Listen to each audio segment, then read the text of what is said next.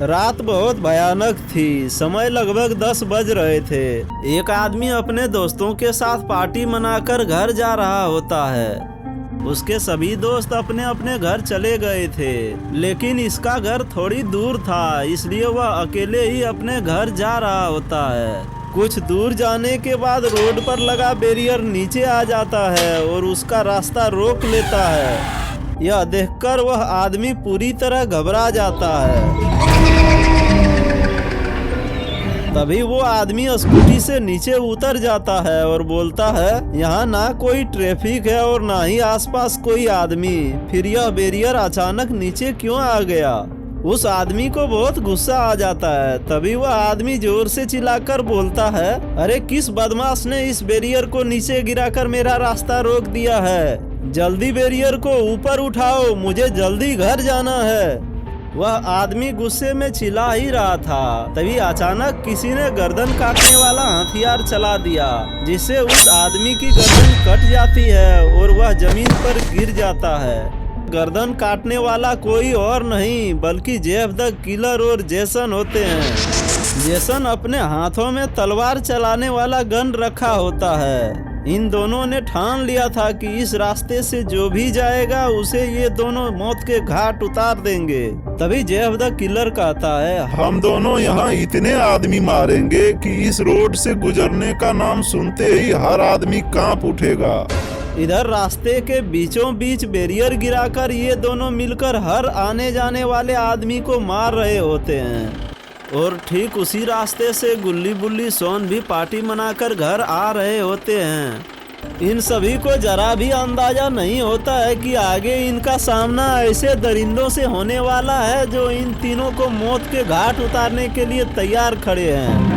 ये तीनों पार्टी मनाने के लिए दिन में ही घर से निकले थे, लेकिन लौटते लौटते काफी देर हो गई थी। गुल्ली आराम से गाड़ी चलाते हुए आगे बढ़ रहा होता है। तभी गुल्ली कहता है, यार ये रास्ता कुछ ज्यादा ही सुनसान लग रहा है। तभी बुल्ली इधर उधर देखते हुए बोलता है, हाँ गुल्ली, मुझे भी कुछ अजीब लग रहा है। यहाँ हमेशा ट्रैफिक रहता है, लेकिन आज कोई भी नहीं दिख रहा है। तभी सोन कहता है, अरे डरपोकों, कुछ नहीं होगा, जल्दी घर चलो, मुझे बहुत नींद आ रही है। ये तीनों आपस में बात करते हुए आराम से जा रहे होते हैं। तभी इधर एक आदमी पैदल पैदल उसी रास्ते से जा रहा होता है जहाँ कुछ देर पहले ही एक आदमी की मौत हुई थी। यह आदमी जैसे ही बैरियर के नजदीक पहुँचता है, बैरियर धीरे धीरे नीचे आ जाता है और उसका भी रास्ता रोक लेता है। उसके बाद जैसे ही ऑफिस के भीतर से गर्दन काटने वाला हथियार बाहर निकलता है, उस आदमी की नजर हथियार पर पड़ते ही वह वहां से भाग जाता है। उस आदमी को भागते देख जेफ द किलर को बहुत गुस्सा आ जाता है और वह कहता है, अरे क्या जेसन, तू तो अपना निशाना लगाते ही रह गया और वह आदमी यहाँ से भाग गया। तभी जेसन कहता है, मैं क्या करूं, मैं तो गन निकाल कर उसका निशाना लगा ही रहा था, तभी वो भाग गया। लेकिन टेंशन मत ले, इस रोड से लोग आते जाते ही रहते हैं, कोई ना कोई फिर आ जाएगा।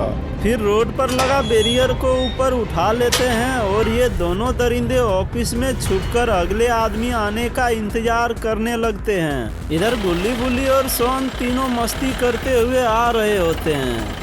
कुछ दूर आगे जाने के बाद एक आदमी जोर जोर से हाथ मारने लगता है। उसे देखकर बुल्ली चौंक जाता है और तुरंत अपनी गाड़ी रोक देता है।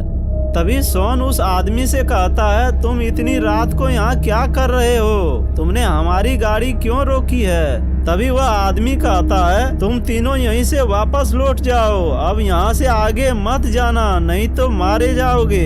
आगे एक जगह कोई है जो हर आदमी को मार रहा है, वह मुझे भी मारने वाला ही था, लेकिन मैं वहाँ से भाग आया। इतना कहकर वह आदमी लड़खड़ाते हुए वहाँ से चला जाता है।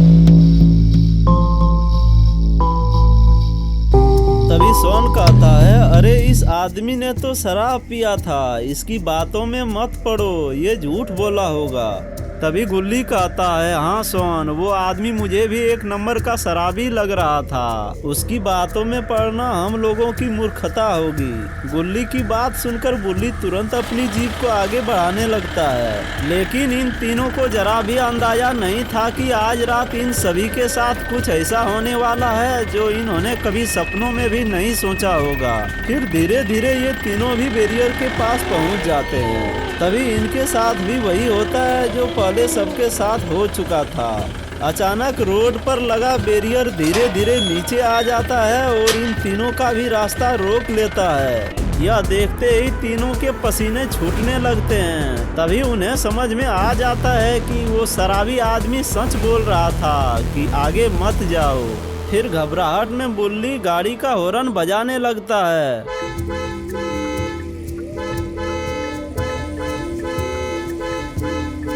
इतना हॉर्न बजाने के बाद भी बैरियर ऊपर नहीं उठाता है। तभी एक एक करके तीनों गाड़ी से नीचे उतर जाते हैं। तभी बुल्ली गुस्से में कहता है, कौन हो, किसने बैरियर नीचे करके मेरा रास्ता रोका है? यदि हिम्मत है तो सामने आओ।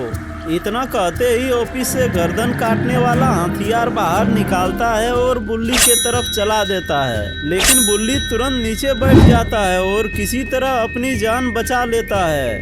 तभी बुल्ली कहता है, उस ऑफिस के अंदर कोई है, वहीं से मुझ पर हमला किया है। चलो जाकर देखते हैं उस ऑफिस के अंदर कौन है जो हम सभी को मारना चाहता है। फिर तीनों ऑफिस की ओर चल देते हैं। जब ऑफिस के पीछे पहुंचते हैं तो उन्हें एक दरवाजा दिखाई देते हैं। तभी सोन बोलता है, तुम दोनों यहीं रुको, मैं दरवाजा खोलकर देखता हूँ। फिर सोन दरवाजा के पास जाकर कहता है, अरे अंदर कौन हो, दरवाजा खोलो।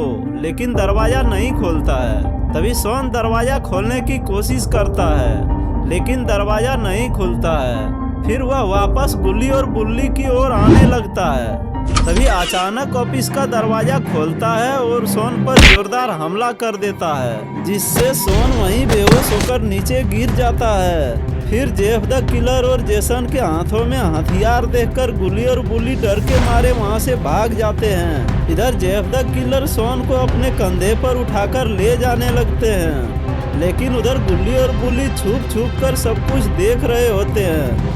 तभी बुल्ली कहता है, अरे गुल्ली, यह क्या हो गया? लगता है ये दोनों दरिंदा हम तीनों का ही इंतजार कर रहे थे। चलो हमें इन दोनों दरिंदा का पीछा करना होगा, नहीं तो ये सोन को जान से मार देंगे।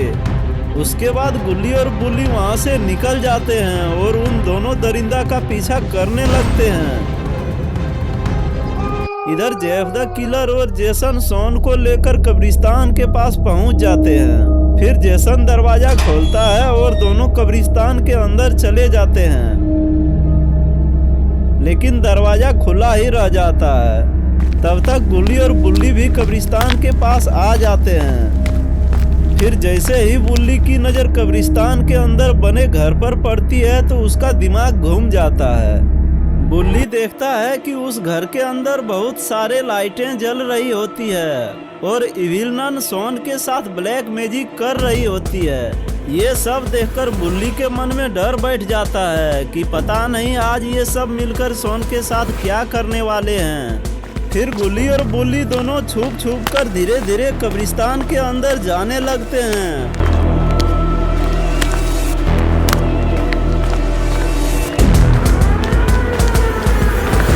और जाकर एक जगह छुप जाते हैं। तभी जेसन कहता है, जेफ, मेन दरवाजा खुला ही रह गया है, तुम जाकर दरवाजा बंद कर दो। उसके बाद जेफ द किलर दरवाजा लगाने के लिए जाने लगता है। जेफ द किलर को दरवाजे की तरफ जाते देख गुल्ली और बुल्ली की हवा टाइट हो जाती है। फिर जेफ द किलर दरवाजा बंद करके वापस लौटने लगता है। तभी अचानक उसकी नज़र गुल्ली और बुल्ली पर पड़ जाती है। फिर जेफ द किलर धीरे धीरे गुल्ली बुल्ली के पास आ जाते हैं।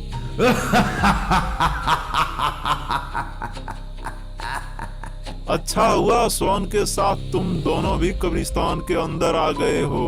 अब तीनों की बलि एक साथ दूंगा। इतना बोलने के बाद जैसे ही जेफ द किलर झुककर गुल्ली को पकड़ना चाहता है, वैसे ही बुल्ली अपनी पूरी ताकत से जोरदार किक मार देता है, जिससे जेफ द किलर दूर जा गिरता है। इधर गुल्ली और बुल्ली शॉन को बचाने के लिए आए थे, लेकिन दोनों खुद ही मुसीबत में फंस जाते हैं। तभी बुल्ली घबराते हुए बोला, अरे गुल्ली, यहाँ से जल्दी भागो, नहीं तो शॉन के साथ साथ हम दोनों की भी बलि दे दी जाएगी। तभी गुल्ली कहता है, अरे बुल्ली, शॉन को इस हालत में छोड़कर हम यहाँ से चले जाएंगे तो इसे बचाएगा कौन? फिर बुल्ली बोलता है, गुल्ली, अभी शॉन को बचाने का कोई रास्ता नहीं है। अगर हम यहाँ एक पल और रुक गए तो शॉन के साथ साथ हम दोनों भी मारे जाएंगे। पहले हम दोनों को अपनी जान बचानी होगी, फिर वापस आकर शॉन को जरूर बचाएंगे। इतना बोलने के बाद गुल्ली और बुल्ली कब्रिस्तान से भाग जाते हैं। तभी जेसन गुस्से में जेफ द किलर के पास जाकर बोलता है, जेफ, तुम इतने नालायक निकलोगे यह मुझे आज पता चला। हमने सोचा था कि तुम अकेले ही उन दोनों को मार गिराओगे, लेकिन उल्टा उन्होंने ही तुम्हें मार गिराया। जल्दी जाओ और उन दोनों को पकड़कर ले आओ। अगर आज तुम उन दोनों को पकड़कर नहीं लाए तो फिर अपनी शक्ल मुझे मत दिखाना।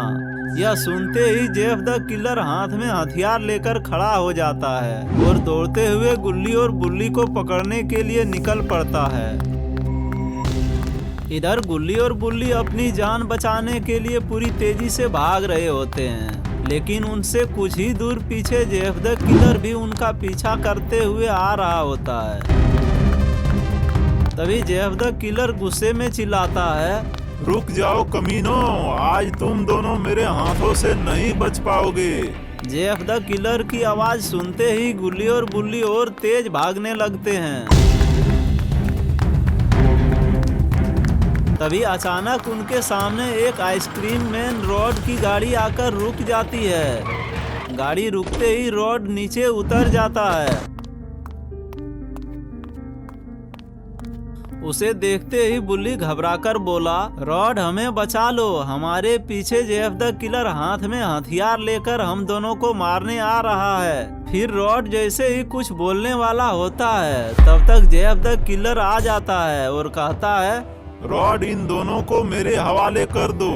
आज रात ठीक 12 बजे मुझे 3 इंसानों की बलि देनी है। बलि देने की बात सुनकर रॉड का दिमाग घूम जाता है। तभी उसे समझ में आ जाता है कि अगर आज उसने गुल्ली और बुल्ली की मदद नहीं की तो सच में इन दोनों की बलि दे दी जाएगी। इतना सोचने के बाद रॉड बोलता है, नहीं, मैं इन दोनों को तुम्हारे हवाले नहीं करूंगा। इन दोनों ने तुम्हारा क्या बिगाड़ा है जो तुम इन्हें बलि देने का सोच रहे हो?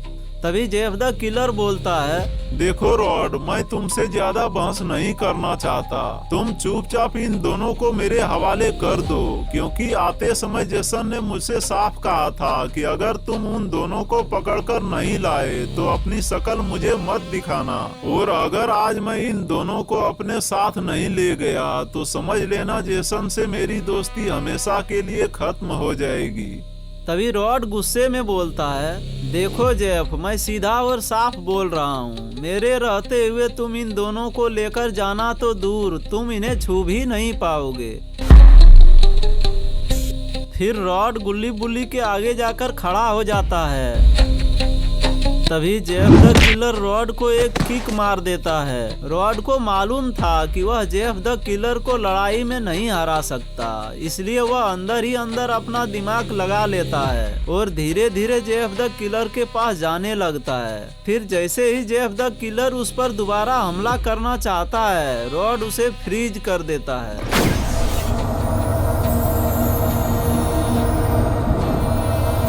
जेफ द किलर को फ्रीज होता देख गुल्ली और बुल्ली बहुत खुश हो जाते हैं। तभी बुल्ली कहता है, रॉड, आपने तो हम दोनों को बचा लिया, लेकिन साथ में शॉन को भी बचा लो। उसे इविलन और जेसन ने कब्रिस्तान में कैद करके रखा है। तभी रॉड कहता है, नहीं, रात के समय कब्रिस्तान के अंदर जेसन और इविलन को हराना मुश्किल ही नहीं, नामुमकिन है। रात को कब्रिस्तान के अंदर इविलन की शक्ति डबल हो जाती है। अगर हम लोग अभी कब्रिस्तान गए तो वो अकेले ही हम तीनों को मार गिराएगी। तभी बुल्ली बोलता है, रॉड तुम सही बोल रहे हो, लेकिन सोन को बचाना बहुत जरूरी है। चलो हम लोग बाबा के घर चलते हैं और उन्हें तुरंत यहाँ लेकर आते हैं। अगर समय पर बाबा को यहाँ नहीं लाए तो इविलन और जेसन मिलकर सोन की बलि दे देंगे। फिर तीनों गाड़ी में बैठकर बाबा को लाने के लिए निकल जाते हैं। और इधर कब्रिस्तान में जेसन जेफ द किलर का इंतजार करते करते बौखला जाता है। तभी वह इविलन से कहता है, तुम यहाँ ध्यान देना, मैं जेफ द किलर को ढूंढ कर आता हूँ। इतना बोलकर वह जेफ द किलर को ढूंढने निकल जाता है। जेसन गुस्से में आगे जा ही रहा होता है, तभी उनकी नजर फ्रीज किए हुए जेफ द किलर पर पड़ जाती है। यह देखते ही जेसन दौड़ता हुआ उसके पास चला जाता है और जोर से एक किक मारकर जेफ द किलर को अनफ्रीज कर देता है। अनफ्रीज होते ही जेफ द किलर गुस्से में कहता है, वह आइसक्रीम मैन रॉड भी गुल्ली और बुल्ली के साथ मिल गया है। उसी ने मुझे फ्रीज किया और गुल्ली बुल्ली को बचाकर यहाँ से ले गया। तभी जेसन कहता है, ठीक है जेफ, उन लोगों का हिसाब बाद में करेंगे। पहले तुम जल्दी कब्रिस्तान चलो, सोन की बलि देने का समय होने वाला है। फिर दोनों सोन की बलि देने के लिए कब्रिस्तान की ओर चले जाते हैं।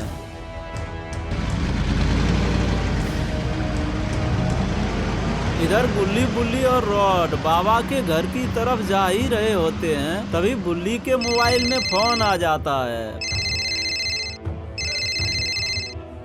फोन उठाते ही जेफ द किलर बोलता है, तुम तीनों भागकर कहाँ जा रहे हो? अगर 20 मिनट के अंदर तुम तीनों मेरे पास नहीं पहुँचे तो मैं सोन की बलि दे दूंगा और इसके जिम्मेवार तुम तीनों होगे। इतना बोलने के बाद फोन कट जाता है। तभी बुल्ली कहता है, रॉड क्या करोगे? हम तीनों वापस सोन को बचाने के लिए जाओगे या नहीं? तभी रॉड कहता है, बुल्ली, अब हम अभी वापस सोन के पास जाकर भी उसे नहीं बचा पाएंगे, इसलिए पहले बाबा के पास जाना बहुत जरूरी है, क्योंकि सोन को अब सिर्फ बाबा ही बचा सकते हैं। इतना कहते ही रॉड अपनी गाड़ी फुल स्पीड में चलाने लगता है, क्योंकि उसे 20 मिनट के अंदर बाबा को लेकर सोन के पास जाना होगा। अगर समय पर नहीं पहुंचे तो आज सोन को ये लोग नहीं बचा पाएंगे। इधर कब्रिस्तान में इविलन सोन को अपने कंधे पर उठाए रहती है। तभी जेफ द किलर कहता है, चलो अब बलि देने का समय हो गया है, अब सोन की बलि दी जाएगी। फिर जेसन कहता है, कुछ देर और रुको, वो तीनों इस सोन को बचाने के लिए यहाँ आ ही रहे होंगे। यह सुनते ही जेफ द किलर गुस्से में कहता है, नहीं, अब यहाँ और नहीं रुक सकते हैं, क्योंकि अब बलि देने का समय हो गया है। इतना कहते ही वहाँ एक पोर्टल खुल जाता है और तीनों एक एक करके उस पोर्टल के अंदर चले जाते हैं। और यह पोर्टल एक ऐसी दुनिया में जाकर खुलता है जहाँ सिर्फ चीखें गूंजती है और बलि दी जाती है।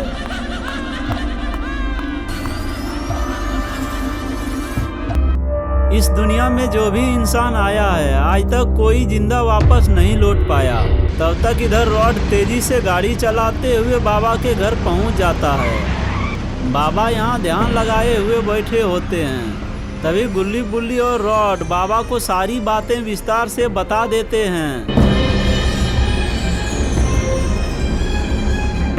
इन तीनों की बातें सुनते ही बाबा को बहुत गुस्सा आ जाता है। फिर बाबा तुरंत अपनी जादुई छड़ी उठा लेते हैं और कहते हैं, मुझे इसी वक्त सोन के पास ले चलो। फिर सभी गाड़ी के अंदर बैठ जाते हैं और बाबा आकर गाड़ी के इंजन पर बैठ जाते हैं। फिर रॉड पूरी रफ्तार से गाड़ी चलाते हुए सोन को बचाने के लिए निकल जाते हैं। रॉड कब्रिस्तान के पास आकर गाड़ी रोक देता है। फिर सभी गाड़ी से उतरकर कब्रिस्तान के अंदर जाने लगते हैं। फिर बुल्ली घबराकर कहता है, अरे यहाँ तो सोन है ही नहीं। इतना सुनते ही बाबा अपनी जादुई छड़ी जमीन से टकरा देते हैं। फिर बाबा अपने ध्यान में चले जाते हैं और कहते हैं, मैं अभी सोन को देख पा रहा हूँ। वह अभी जिंदा है, लेकिन इस दुनिया में नहीं है। उसे इस दुनिया से बाहर ले गया है। समय बहुत कम है। अगर सूरज निकलने से पहले सोन को उस दुनिया से बाहर नहीं निकाला गया तो विलन उसकी बलि दे देगी। तभी गुल्ली उदास होकर कहता है, बाबा सोन को अब सिर्फ आप ही बचा सकते हो। किसी भी तरह सोन को बचा लीजिए बाबा। फिर बाबा अपनी जादुई छड़ी उठाते हैं। उसके बाद धीरे धीरे एक पोर्टल खुलने लगता है। फिर एक एक करके चारों उस पोर्टल के अंदर चले जाते हैं और यह पोर्टल दूसरी दुनिया में जाकर एक विशाल मेन दरवाजा के सामने खुलता है।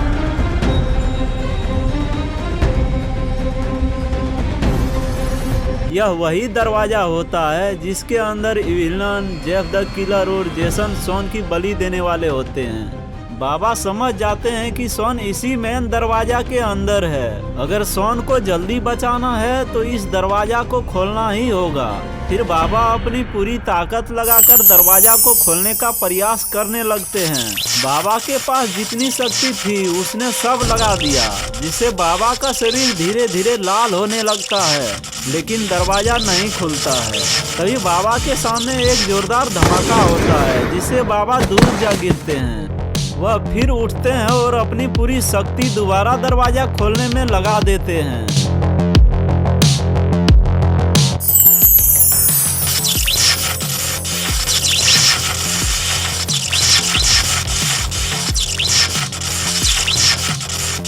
इस बार दरवाजे से कड़कने की आवाज आने लगती है और धीरे धीरे दरवाजा खुल जाता है। फिर एक एक करके चारों अंदर चले जाते हैं।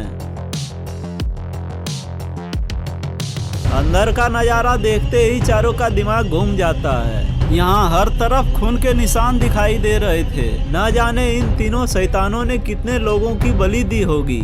तभी बाबा गुस्से में कहते हैं, अभी तुरंत सोन को मेरे हवाले कर दो, नहीं तो मैं इसी वक्त तुम तीनों को मार दूंगा। इतना सुनते ही विलन को गुस्सा आ जाता है और वो अपनी शक्ति से उन चारों पर हमला कर देती है, जिससे उन तीनों के साथ साथ बाबा भी बेहोश हो जाते हैं। लेकिन ये क्या, बाबा ने तो अपने कॉलर में जीपीएस ट्रैकर और छोटा सा माइक लगाया हुआ है और इसका पूरा कंट्रोल घोस्ट राइडर के पास होता है, ताकि वह हर पल बाबा की लोकेशन और आवाज पर नजर रख सके।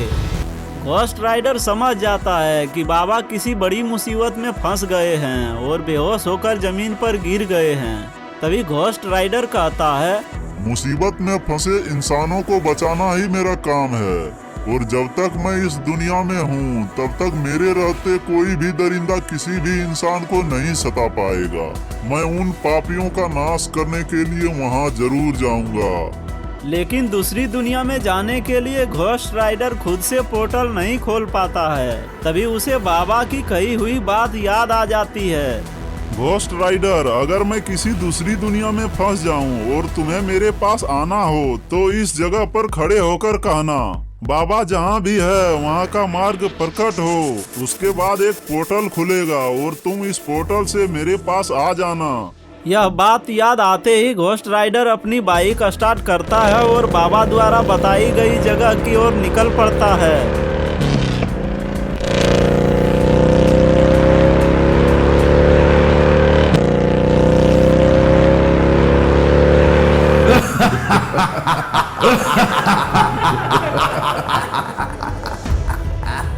मैं सोचा था बाबा बहुत शक्तिशाली निकलेगा, लेकिन ये तो बहुत ही कमजोर निकला।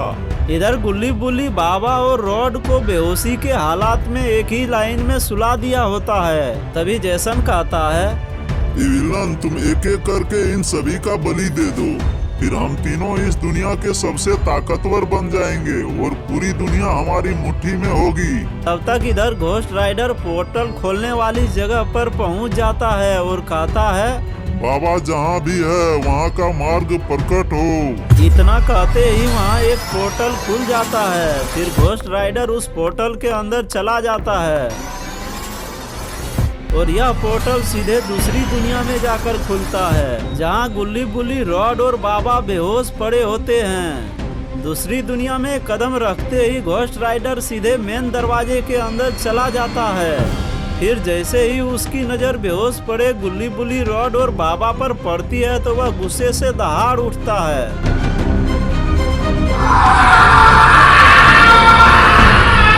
फिर घोस्ट राइडर अपनी शक्तियों से तीनों दरिंदों पर हमला कर देता है, जिससे उन तीनों के शरीर में आग लग जाते हैं और घोस्ट राइडर की शक्तियां देखकर तीनों दरिंदे डर के मारे वहां से भाग जाते हैं।